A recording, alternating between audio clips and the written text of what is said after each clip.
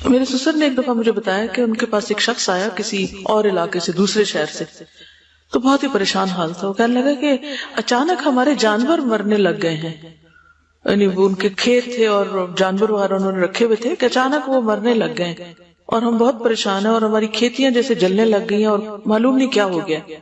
تو ہمیں کسی نے بتایا ہے کہ آپ سے جا کے مشورہ کریں. تو انہوں نے کہا اچھا مجھے ساتھ لے چلو. وہ خود وہاں گئے. تو وہ کہتے ہیں کہ میں نے پوچھا کہ کہاں سے کہاں تک حد ہے تمہاری کھیت کی؟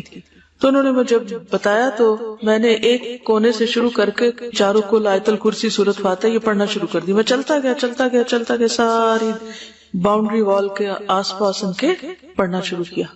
تو جو ان کے جانور بیمار تھے یا اور جو ایک وحشت کی فیلنگ تھی وہ آہستہ آہستہ ڈیزالو ہوتی گئی.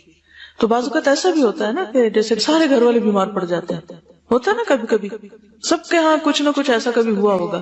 مجھے بھی یاد ہے کہ ایک دفعہ عید کا دن تھا اور میرے والد بھی اور ہم سب بہن بھائی سب بخار میں پڑے ہوئے تھے. تو کوئی ہوش نہیں آ رہی تھی کہ کون کس کا حال پوچھے اور کیا کرے.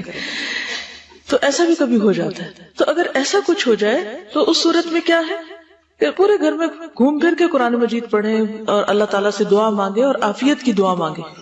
ٹھیک ہے. آپ صلی اللہ علیہ وسلم جب لوٹ رہے تھے تو ایک عورت پیچھے آئی.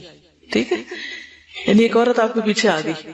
اس نے عرض کیا اس ذات کی قسم جس نے آپ کو حق کے ساتھ بھیجا ہے، میں انصار میں سے ہوں اور میرے والد بھی انصار میں سے ہیں.